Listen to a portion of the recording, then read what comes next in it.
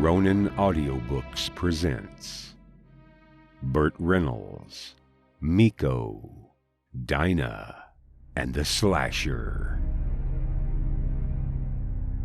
Everything that follows happened. Chapter 1: The Bad and the Ugly. It's February 2nd, 1975, 10:35 at night. Hey, you know who live in that house up there? Nah. Who? Burt Reynolds, the actor. That information really gets the 32-year-old muscular man's attention. Oh, yeah? Vaughn Greenwood shoves his just-bought drugs into his pocket and hands over his grimy $20 bills. That, football movie, right? Yeah, and that canoe movie too. Big hits. Maybe I'll pay him a little visit. Yeah, I hear you. Stay safe, bruh. And you know how to find me when your stash run out. Yeah, sure. The dealer and his backup man walk off, leaving Greenwood, who already has 11 killings under his belt, contemplating the movie star's home. Should I go back to my little rundown house, pick up my machete, and come back to the star's nice house and show him who's the better man? Yeah, I think I will. Greenwood heads for Skid Row, which covers 50 city blocks in east central Los Angeles. It's a long walk there and back, but Greenwood knows it'll be worth the trek. He returns to Reynolds' neighborhood just before midnight, machete in hand. He goes around back and climbs the dirt hill that leads to Reynolds' home. Breaking a window, he enters. Greenwood is ready to slash Reynolds or whoever else might be there. He isn't known as the Skid Row Slasher for nothing. The small lamp that's on in the large living room gives the slasher a view of the Western art on display. Panoramas, bronzes, carvings, and portraits of the long dead that tamed the West. Finding his way to the bedroom where he hopes to find a sleeping Reynolds, the slasher hesitates as he hears a soft gurgling sound coming from there. He approaches slowly with his machete raised. He notices the bedroom is bathed in a soft blue light. Entering, he sees the light and sound are coming from a fish aquarium that faces the large empty bed. He lowers his machete in disappointment, seeing that Reynolds' resting place won't be his place of rest. At least not for now. But it will be for sure, soon enough. A friend once told Burt that the aquarium in his bedroom must have the most entertained fish in the world. If the slasher has his way tonight, they'll be the most horrified fish in the world. That movie star has to come home sometime tonight. I'll just hide and wait it out. When he's asleep, he'll be an easy target. He opens the large closet door, finds the light switch inside, and turns it on. In the long row of clothes, the slasher eyes the holy grail of many film fans. The hat and serape that Clint Eastwood wore in The Good, the Bad, and the Ugly. Does the slasher know that movie or costume? Whether he does or not, he immediately fancies it and puts the serape over his huge neck and shoulders, which he earned from years of prison weightlifting. Then he dons the hat, making him bad and ugly, and far from good.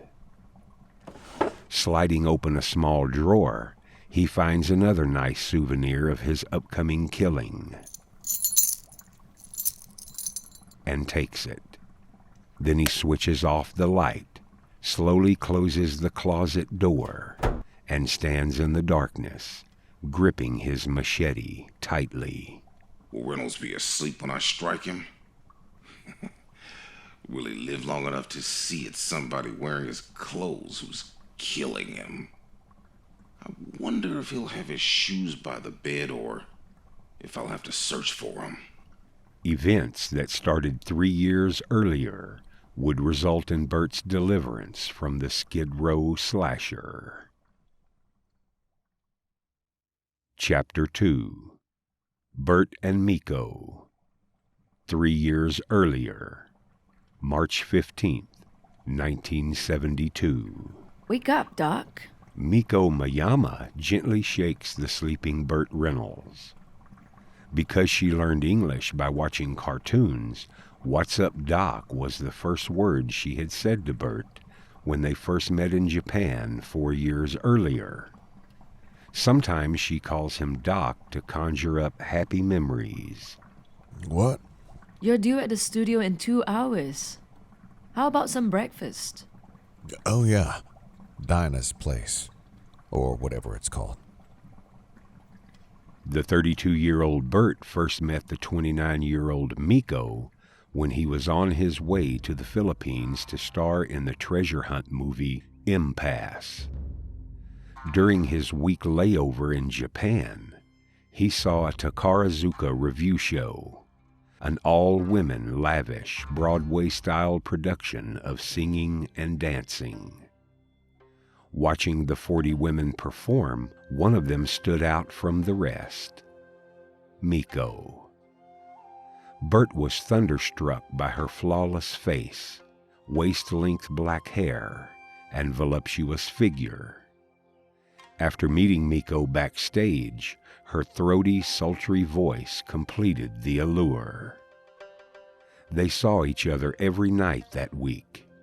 Though Mikko's English was limited, Burt made it clear that he wanted to take her to America after finishing his movie.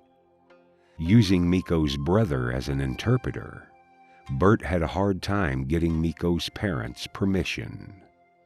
He made a lot of promises and was sincere about keeping them. Finally, they agreed. Burt got Mikko a part in Impasse. After finishing it, they flew to America. I plan to spend the rest of my life with Mikko, Burt told his friends. Burt's police chief father spent 3 years in Japan after being a hero on Normandy Beach during World War II. So Burt didn't think he'd have a problem taking his new love to Florida to meet his parents. The first thing his father said when he saw Burt with Mikko was, "So what are you going to do? Open a restaurant?" Burt was furious. He grabbed Mikko and left. Now, though 4 years have passed, Mikko's wedding finger is still naked. So why did you decide to do Dinah's show? Why not? Well, after that nude centerfold you did, that you say cost you the Oscar for Deliverance, Don't rub it in. you said you wanted to cut down on the interviews. Well, I kept hearing that Dinah wants me, and they lured me in by saying I can do a stunt for the entrance. A stunt on a talk show? Yeah, that should make an impression on daytime audiences. Isn't that too risky for just a talk show? I've done stunts on lousy movies with less of an audience than Dinah's got. Well, better wear some pads. Nah, I'll be all right. Chapter 3. Closeted Freak. Vaughn Orrin Greenwood had killed 2 men in 1966, but got clean away before the bodies were discovered. He attempted to kill another man, was caught in the act, and sentenced to 5 years in prison. He was released in 1974, while Burt Reynolds was in Georgia State Prison filming The Longest Yard. Immediately upon his release, Greenwood claimed his third victim, a 46-year-old alcoholic drifter, on the same spot he had killed his first victim a decade earlier. Now standing in the darkness of Burt Reynolds' closet, Greenwood the slasher contemplates the pile of 11 bodies he's left in his wake, hoping, knowing that Reynolds would make a nice movie star cherry on top of an even dozen body sundae. He squeezes his machete to keep his mind on the purpose. The friendless freak who considers himself an artist, painting pictures in blood, is now ready to hang his own Rembrandt. Chapter 4. A Wonderful Guy. Now on Dinah Shore's daily TV show, she stands in awe looking up at Burt standing on the set's kitchen counter. What are you doing up there? I'm going to come to you.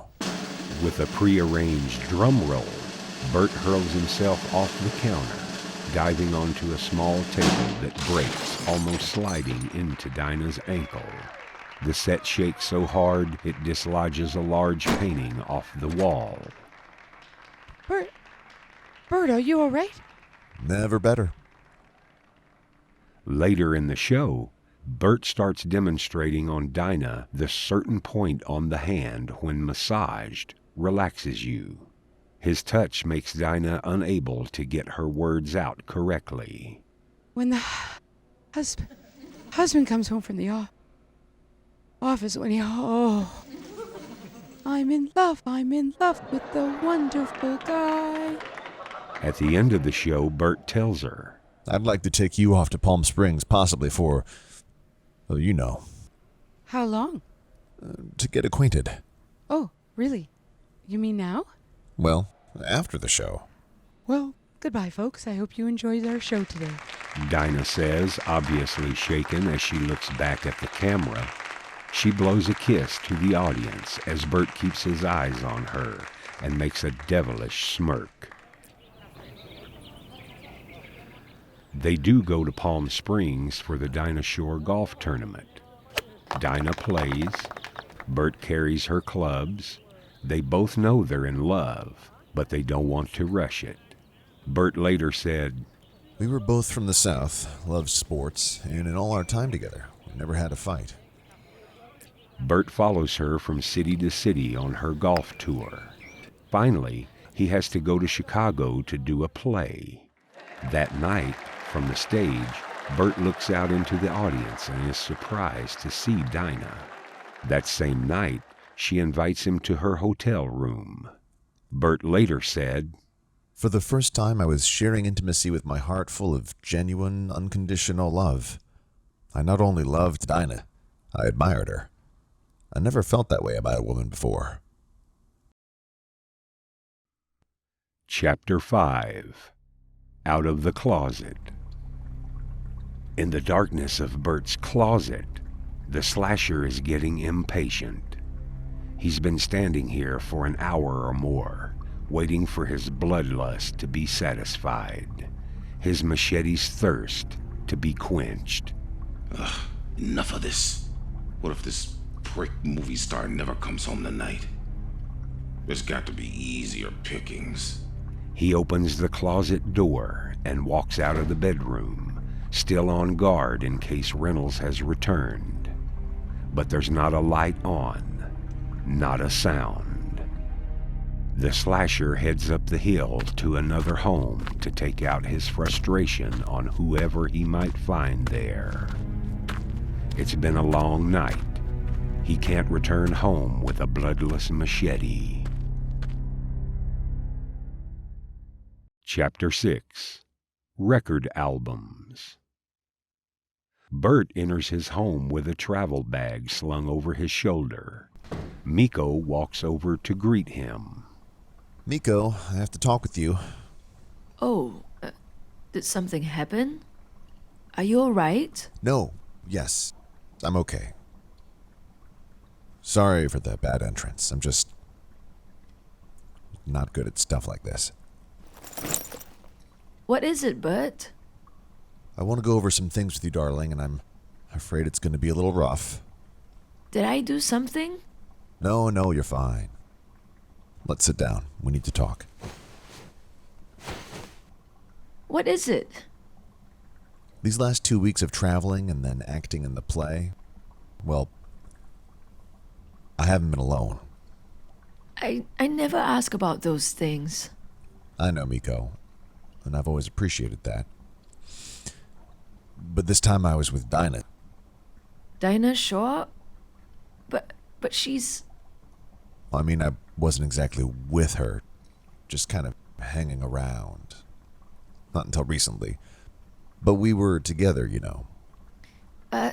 No, I don't exactly, but maybe... Yeah. Now things have gotten a little serious, and I think I'd like to... Well, I guess I'd like to pursue that relationship. Oh. But we spoke of marriage. I know we did, darling. I don't want to hurt you. But I think that's not possible now. So what do we do now? I mean, what do you want me to do? Well, I think it's best in a couple of days that you know, slowly find another place and move out. Yes. I guess. But you can take whatever you want. I want us to remain friends and... Remain friends? At least not enemies. Yes.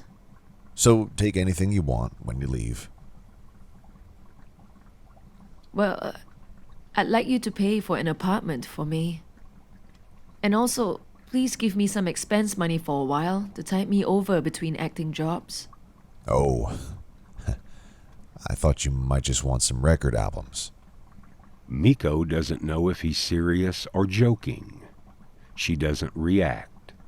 This was 6 years before actor Lee Marvin was sued by his live-in girlfriend of 3 years for what would become known as palimony. Well, okay. I guess that's fair, considering. Also, I'd like a car. A car? Okay, sure. A Cadillac? Convertible? Well, I guess. Okay. That's fine. Good. Thank you. So, what kind of money are you thinking about? How about, maybe $500 a week for 2 years? I can do that. And make that an apartment near the beach in Santa Monica or Malibu, if you can. Okay. Near the ocean it is. Anything else? No, that's fine. And what record albums do you want? Come on, Burt. This is sad. Yeah, I know. Chapter 7. Night of the Slasher. February 3rd, 1975, 1:20 a.m. Coming from Burt's house, the slasher forces open the back door of the house next to it. Inside, he encounters the owner, Clyde Hayes, and his house guest, Kenneth Richer. Though late at night, they're in the living room having a relaxed conversation with wine glasses and a few plates of food on the coffee table. They jump to their feet as the slasher charges Hayes, who's closest to him. The first chop of the machete cuts off Hayes' scream. The second chop, his life. In an instinctive action to survive, Richer grabs the slasher around the waist. As the slasher chops him several times in the back, Richer, screaming, pushes him into the window, shattering it as they both fall through it to the ground below. The slasher stands, takes a final chop at Richer, and then limps off into the darkness. That same night, Burt leaves Dinah's house, arriving at his place just minutes after the attack next door. He washes his face, sprinkles some fish food into the aquarium, takes off his clothes and gets into bed, quickly falling asleep.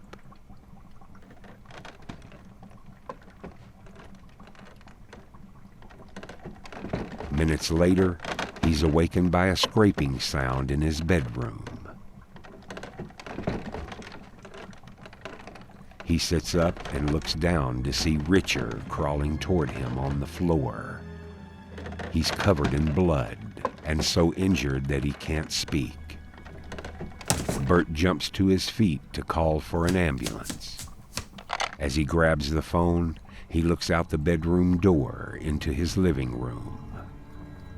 Standing 20 feet away from him, wearing the Clint Eastwood hat and serape, is the slasher, bloody machete in hand. He stares at Burt. Burt, momentarily frozen, stares back. They are locked together, movie star and monster. To Burt, the slasher looks like a psycho killer in a badly cast movie. A character actor too much in character to be believed.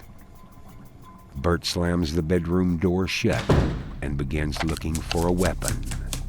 A bottle, a knife, anything.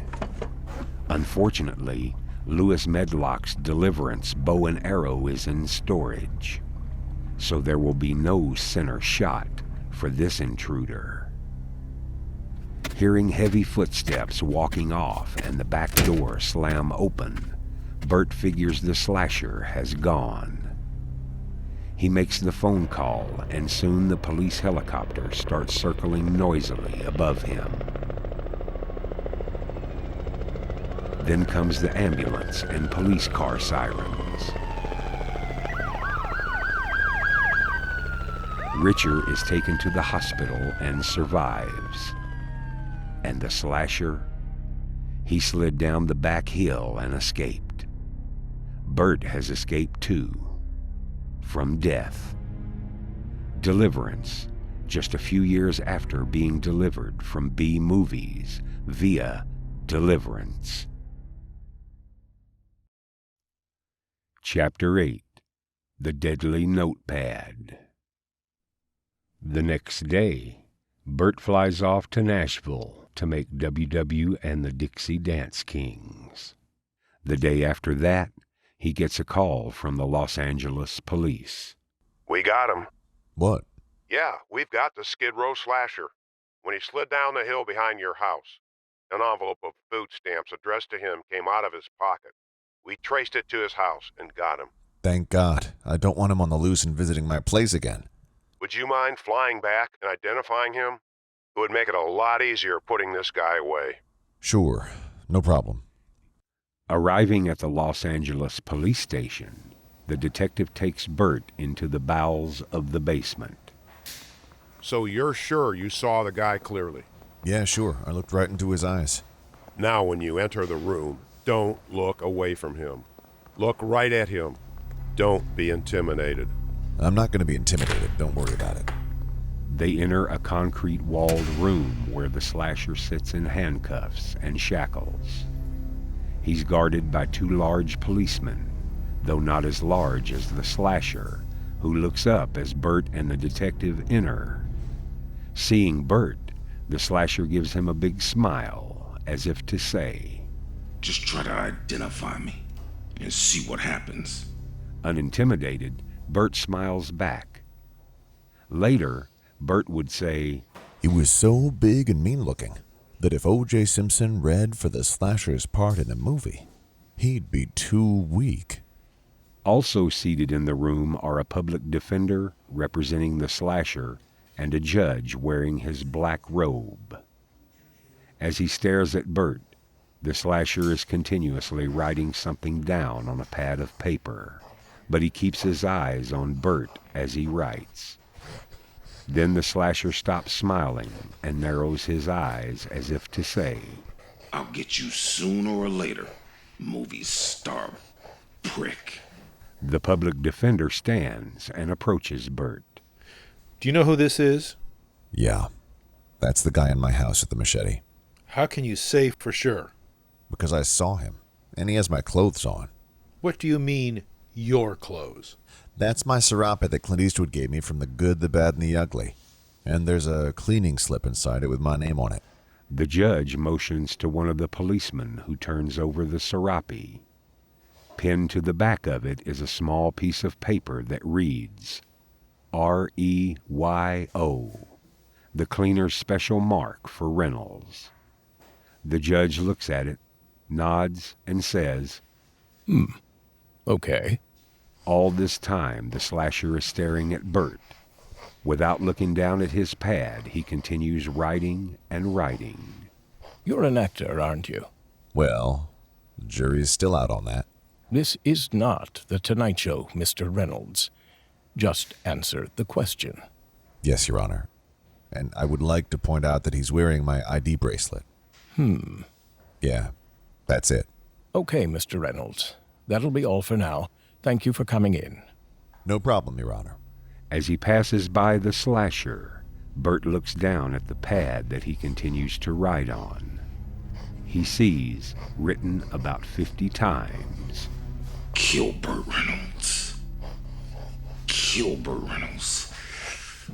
Kill Burt Reynolds.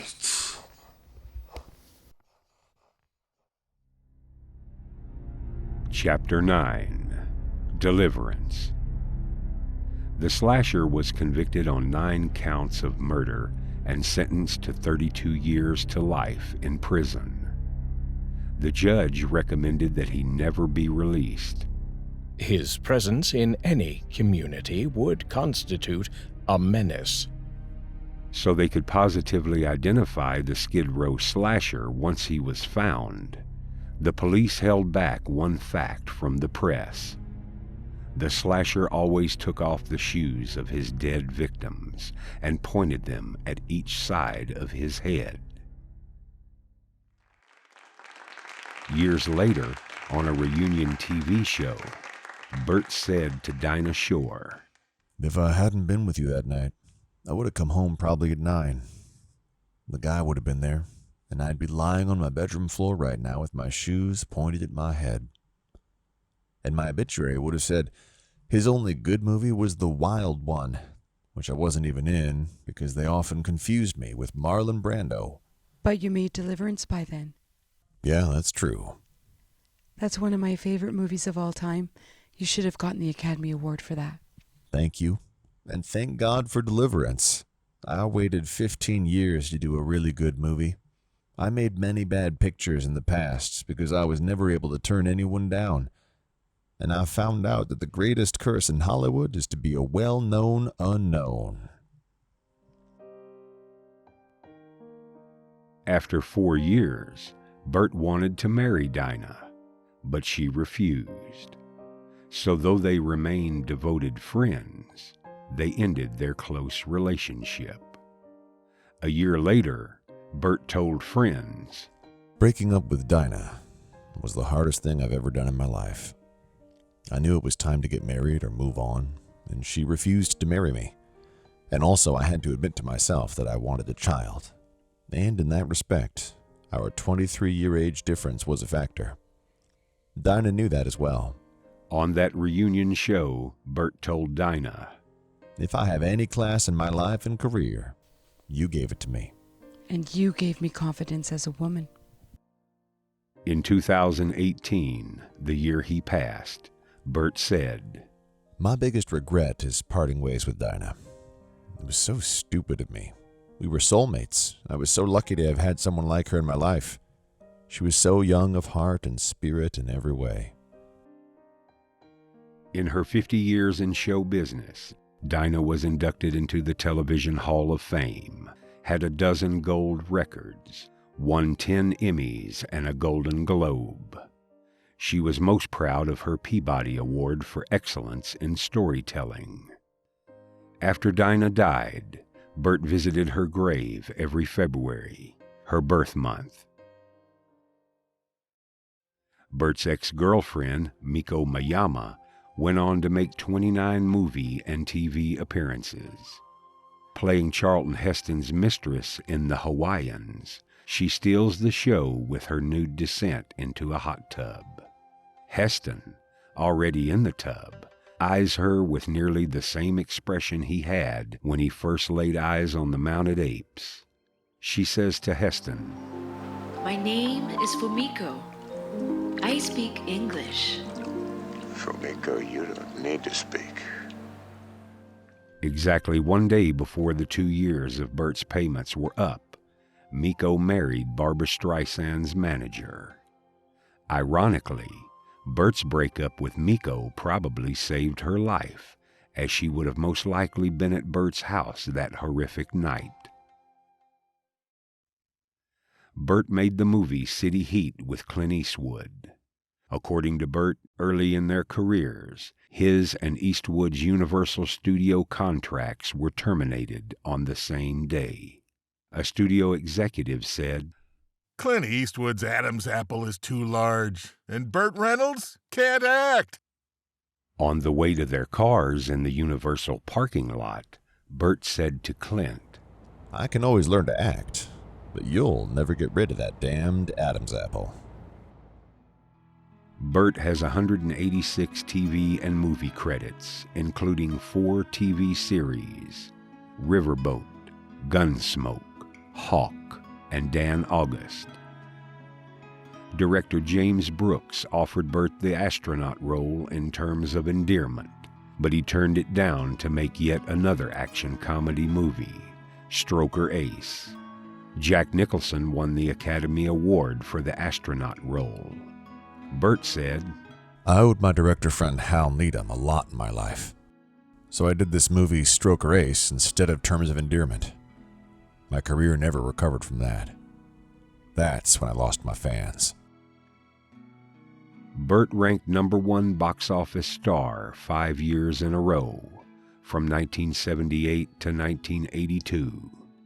The only other actors to rank #1 for 5 years are Bing Crosby, Shirley Temple, Tom Hanks, Clint Eastwood, and Tom Cruise, who has 7 years to his credit. The movie Deliverance put Burt on top. His character of the macho Louis Medlock still impresses to this day. You know what's gonna be here? Right here? A lake. As far as you can see. Hundreds of feet deep. Hundreds of feet deep. Did you ever look out over a lake and think about something buried underneath it? Buried underneath it? Well, man, that's about as buried as you can get. He was at the table read for Quentin Tarantino's Once Upon a Time in Hollywood, playing the part of George Spahn.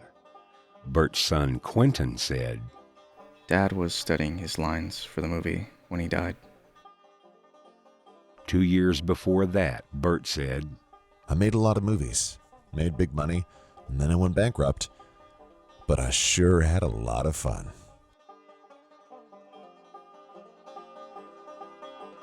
This Ronin audiobook production was narrated by Robert Wayne, written by Paul Kiriazi, produced by Jan Van Tassel, and directed by Bruce Dowling.